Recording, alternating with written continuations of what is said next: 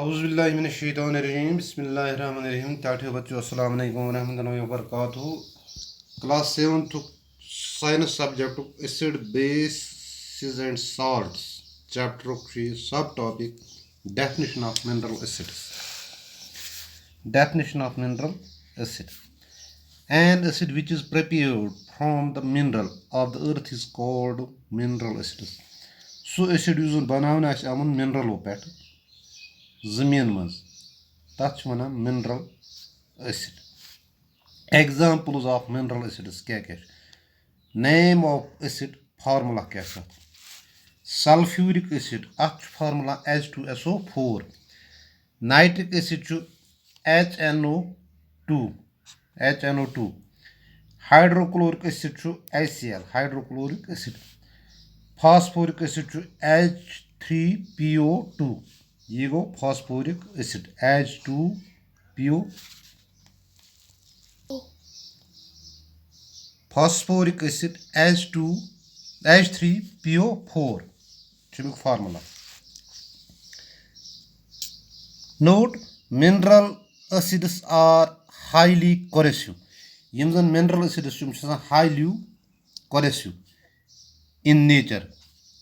They can cause severe burns on the skin. Yim se hekan sickness pet matlab dazan daag lagit. They should never be handled with bare hand or tested. Heko nes at sait छेड़खानी करित कि at sait heko मन sait तुलित त्रेत कि. Do you know? तुझी जाना the fats or oils which we consume contain complex compounds called fatty acids. दपान Yama fats या oils इस खेवान consume करा उमन मज complex compounds क्या complex compounds यमन जन वनान fatty acids यम जन consume करा.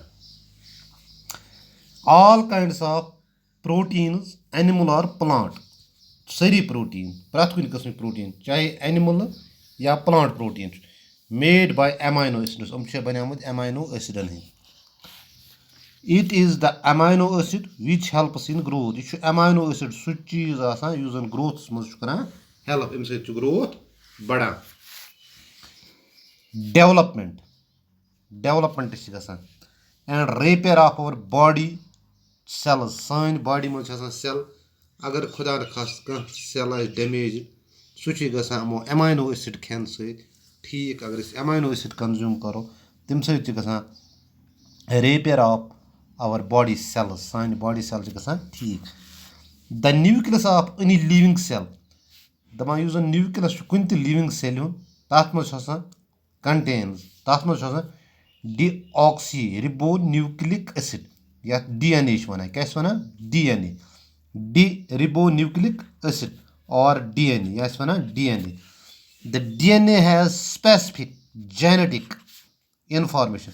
DNA is specific genetic information and controls every feature of the living body. बेच मतलब प्रथ का future living body हम control करा. Such as look, color of eyes, etc.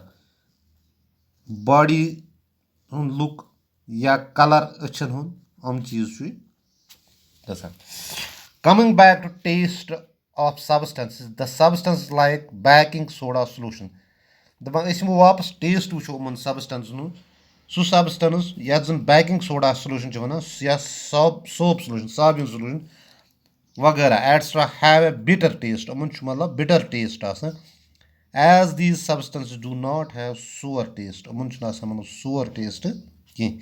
Therefore they are not acids. छ acids कि. If you rub soap solution or baking soda, अगर तु rub छु करा soap solution या baking soda, अगर तु rub छु करा साबुन solution या baking soda solution between your fingers पन्निस अथस मन, you will feel slippery. तय बासो slippery साबुन soapy touch बासो तय.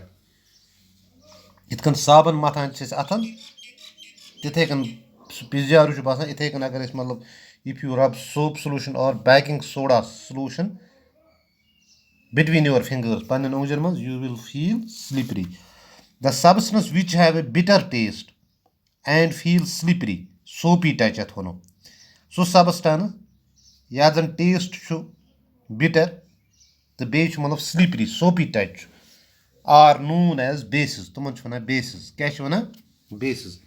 So substance use bitter taste का आस बे आस मतलब स्लिपरी सोपी टच आस अगर मतलब सॉल्यूशन मतलब पिछला पिजारू खसान अथस तथ वना सोपी टच हां एम नेचरिक सबस्टेंस मन छ वना bases known as bases. The nature of such substance is said to be basic. The nature in substance su basic.